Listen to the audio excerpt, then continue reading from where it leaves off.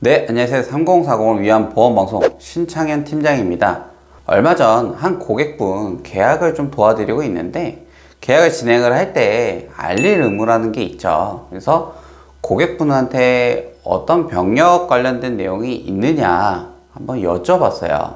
그런데 처음에는 아무것도 없다, 병원 간 이력이 없다 이렇게 얘기를 하셨는데, 얘기를 하다 보니까 최근에 감기로 병원을 다녀오셨다고 하더라고요. 이렇듯 감기나 물리치료, 가벼운 질환들은 해당이 안 된다고 알고 계시는 분들이 생각보다 많으신데, 이 부분에 대해서 좀 자세하게 말씀을 드려볼까 해요. 그래서 오늘의 주제는 보험 고지 의무, 어떤 걸 알려야 되고 어디까지 알려야 되는지 이 부분에 대해서 좀 자세하게 설명을 드릴까 해요.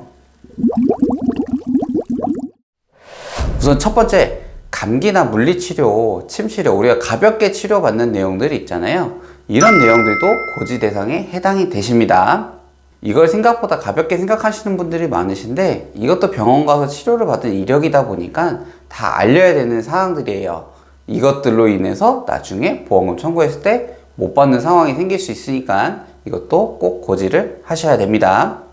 두 번째, 청구를 안 했어도 고지 대상에 해당이 되세요. 이렇게 생각하는 분들 계세요. 보험금 청구해서 받은 적이 없다, 청구를 한 적이 없는데 이것도 알려야 되느냐, 이렇게 얘기하시는 분들 계시는데 이것도 해당이 되십니다. 우리가 알릴 의무는 청구한 기준이 아니라 병원 간 이력으로 고지를 하게 되어 있어요. 그래서 청구를 안 하셨어도 보험 알릴 의무의 질문에 해당되는 내용은 알려야 되십니다. 세 번째, 건강검진에 대한 부분이에요. 이 건강검진은 나라에서 시행을 하고 있죠. 보통 1년에서 2년 정도에 한 번씩 검진을 의무적으로 받고 있죠. 이 건강검진이 보험가입을 할 때 변수가 되는 경우가 생각보다 많으세요.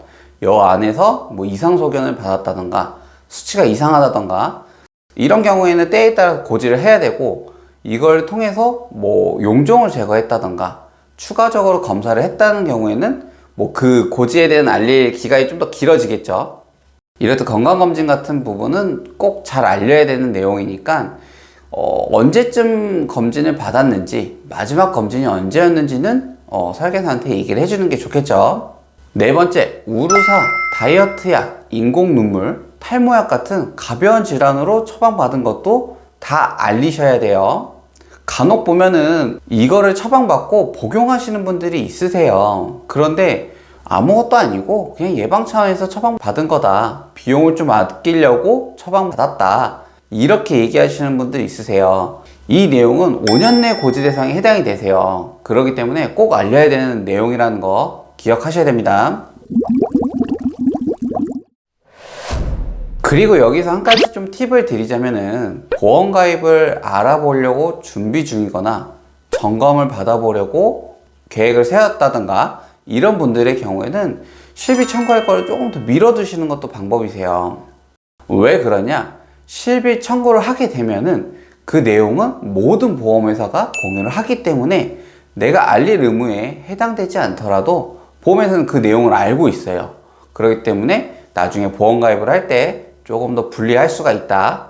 우리가 보험금 청구는 언제까지 한다? 3년 내에 몰아서 하셔도 상관없으세요. 그래서 보험 가입을 준비하거나 점검을 계획하고 있다 그러면은 실비 청구를 너무 급하게 하지 말고 조금 미뤄뒀다 하시는 것도 방법이세요. 오늘은 보험 고지 의무에 대해서 좀 알려드렸어요. 이 부분에 대해서 조금 애매한 부분이 있다, 궁금한 부분이 있다 하시면은 편하게 연락 한번 주세요. 네, 오늘 방송 여기까지 하도록 하겠습니다. 감사합니다. 보험 광고는 손해보험 광고 심의 기준을 준수하였으며 유효기간은 심의일로부터 1년입니다.